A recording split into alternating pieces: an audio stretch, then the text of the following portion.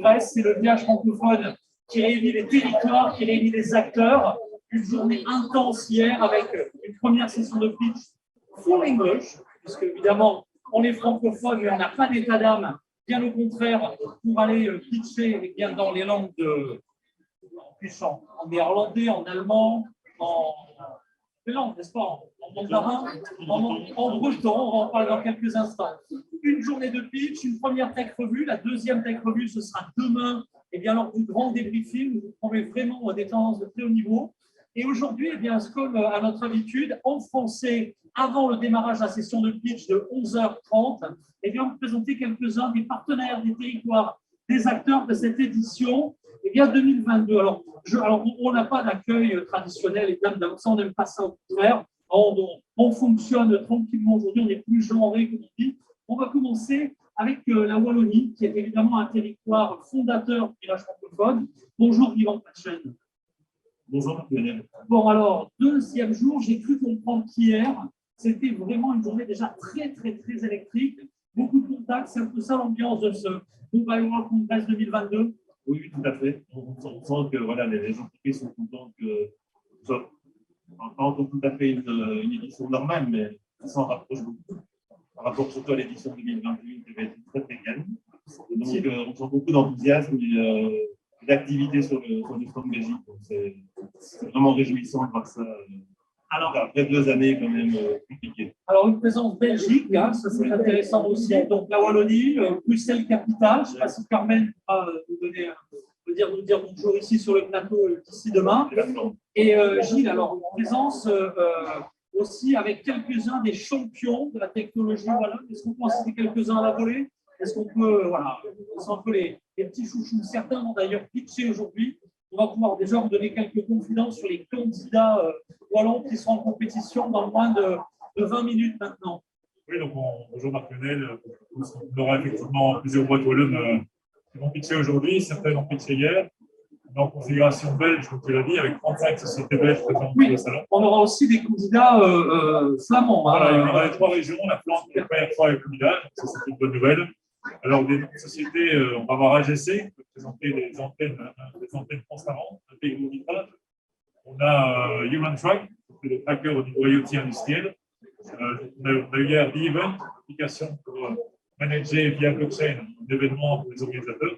Donc, un panel assez diversifié de solutions. Ouais, impressionnant panel, belle dynamique territoriale. On en parle dans quelques minutes. Alors, présentation de nouveaux venus que l'on accueille toujours avec grand plaisir sur ce plateau. Bonjour Nadine. Alors, ça y est, le Grand Ouest est là, la Bretagne est là. Alors, en plus, vraiment dans la convivialité. Présence marquée, bon, on le sait. On connaît l'Agnon, on connaît ces territoires d'excellence en telco.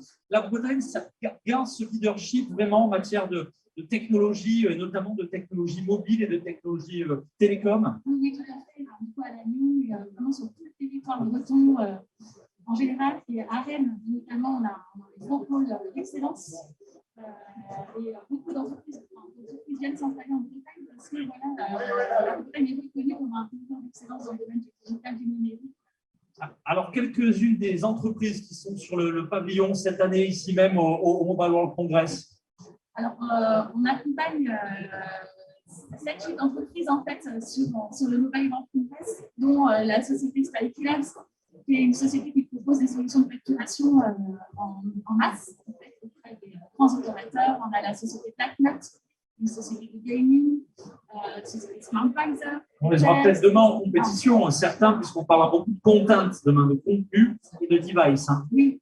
Voilà, très bien. Donc ça, c'est pour ceux qui vont suivre la compétition à distance ou ceux qui seront ici même. Hein. Dans quelques minutes autour du plateau, les premiers candidats d'ailleurs nous rejoignent. Bonjour. J'en profite pour saluer la présence, mais ça va faire une transition de Provence Promotion. Et il y a des premiers membres du jury qui seront avec nous. Vous restez avec nous, on va parmi les jurys.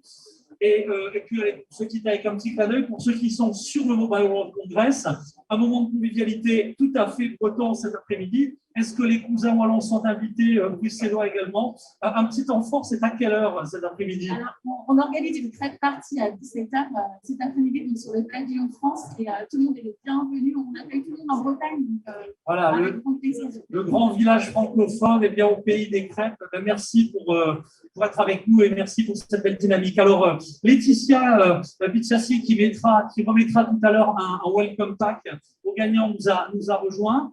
Et c'est aussi l'occasion de présenter de nouveaux acteurs. Et donc, Clémence Marie-Aline Castel, ça fait beaucoup de prénoms. Moi, je ne vais pas les critiquer parce que j'en ai également pas mal des prénoms, est avec nous. Elle représente le pôle SCS, là encore, pôle de compétitivité mondiale, basé alors, sur 2 territoires, entre Marseille et on peut dire la Côte d'Azur, principalement Sophia Antipolis. C'est bien ça le pôle SCS? Exactement. En région sud principalement, comme tu l'as dit, on est basé à Marseille, à Sophia Antipolis, principalement sur les thématiques de l'intelligence artificielle, microélectronique, cybersécurité et toujours la quatrième. Ouais, plein de choses. Le digital, quoi. Voilà, le digital au sens large, ouais.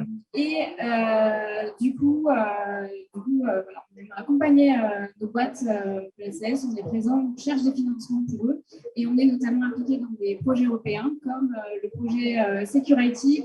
On essaye de promouvoir sur le salon aujourd'hui cette édition du Python Congress. Alors ça, on peut d'ailleurs saluer nos amis d'Exatrust et Dorothée, sa déléguée générale, qui, je crois, nous regarde aujourd'hui. Donc, vraiment une grosse mobilisation pour la cybersécurité. C'est vraiment le thème de la venue cette année du pôle. Pas uniquement cyber, parce que le projet Security va financer des projets de PME dans le domaine de la cyber, mais aussi toutes solutions digitales qui peuvent avoir une application pour la sécurité en général. Donc, il y a 3 grands domaines. Le grand but du projet Security, c'est de construire la ville de demain, la Smart City sécurisée, résiliente, voilà, face à tout type de risques. Et du coup, on target 3 grands domaines qui vont de la résilience face aux catastrophes naturelles jusqu'au site de protection des sites sensibles, des problématiques d'identification des personnes, etc. Donc voilà, ça peut, je sais qu'en Bretagne, il y a beaucoup aussi un peu d'excellence en cybersécurité, ça peut intéresser beaucoup de monde. C'est ouvert à toutes les PME européennes, même c'est l'occasion de créer en temps réel des partenariats. Sur communiquer l'open call. On va le présenter tout à l'heure à midi. On a un événement. Alors voilà, ça c'était le dernier point à voir parce qu'il y a ceux qui nous suivent, malheureusement, ils ne peuvent pas profiter de ce moment-là. Pour parler de ce projet, ici même midi, alors on va essayer d'enchaîner un peu entre la fin des pitchs et on vous rejoindra juste après. Qu'est-ce qui va se passer à midi et quart environ? Midi et quart, oui, plutôt. Alors, on va présenter l'open call, vous saurez tout en détail, comment candidater, combien les boîtes peuvent gagner, les conditions d'éligibilité, voilà, tous les détails à connaître pour pouvoir promouvoir l'open call auprès de vos boîtes. C'est un open call, je le dis quand même pour nos auditeurs ici qui n'ont pas la possibilité d'avoir un flyer, mais allez voir notre site internet si le projet peut vous intéresser. On rappelle l'URL du site. Security, voilà, je vais la gamme d'ailleurs. Je ne sais pas si tu peux l'approcher. Oui, allez, on y va. Security, allez, c'est parti. project.eu, c'est un projet européen. Voilà, n'hésitez pas à aller voir les infos. Et c'est notre premier open call, c'est un projet qui dure 3 ans. On va avoir 2 open calls, 2 appels à projets de financement comme ça qui vont être lancés. Et le premier est déjà lancé depuis janvier et il va se clôturer le 26 avril 2020. Ok, bon, un grand merci.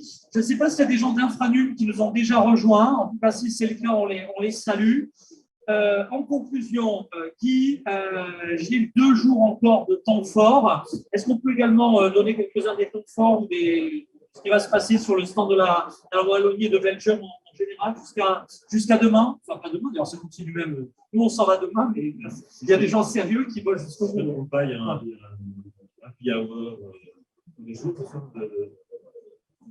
Alors, attendez, oui, mais je vois qu'il y a une grosse coordination. Alors, Gilles, devant les caméras, il y a un happy hour tous les jours, c'est ça? Oui. Rassurez-nous, ce n'est pas le matin. Non, pas les jours. Ah, alors c'est à quelle heure? 17h. Voilà. En général, Avec de la bière belge. avec de la bière belge, on est toujours très, très, très bien reçu sur le stand wallon. Voilà, donc vous voyez qu'on va pouvoir commencer à la crêpe et terminer à la bière, mais la prochaine fois. Ah oui, et on commence. Midi, avec Security, c'est une lunch break. Alors, un lunch break, vous voyez qu'on ne s'oublie pas. C'est vrai que le digital, c'est bien. Et vous voyez quand même l'avantage d'être physiquement présent sur les temps forts collaboratifs. Un mot à ajouter, Guy? Bon, écoute, Guy, je pense que demain, tu es notre invité également lors du grand débriefing de fin de Global Village. Un mot quand même sur les prochains rendez-vous ensemble. On sera ensemble donc, à Austin, Texas, dans presque c'est ça, 15 jours. Hein.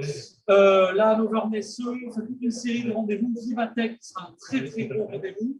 Le Festival de Cannes aussi. Hein. Beaucoup de rendez-vous pour les acteurs des technologies et de l'innovation. Et en deuxième partie d'année, Electromix, Slush et Smart City Expo. Donc, de beaux rendez-vous. On reviendra ici. Hein. Je ne sais pas si tu nous reçois encore. Si, tu nous recevras encore.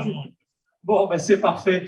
Écoutez, merci. Attends le choix. Ah, attends le choix. Oui. Merci, ça c'est gentil. Oui, vous avez le choix de la convivialité. Merci évidemment à la Wallonie, à Belgium, maintenant désormais pour son soutien. Merci Nadine, bienvenue dans la grande famille du Global Village. Et Clément, alors on doit donner 3 prénoms également. Voilà, Clément, on rappelle Marco, parce que Martionnel, c'est souvent long aussi, donc il n'y a pas de souci. Merci à tous les 4, merci à Business France, à la French Tech, qui nous accueille sur son pavillon pour cette édition 2022 du Mobile World Congress. Dans quelques instants, on va faire une petite pause pour préparer la deuxième session de pitch. Et là, ce sera, comme à l'accoutumée, tous les jours, en anglais. We're going to move up to English right now for the day 2 pitching session. See you around, guys. À tout de suite.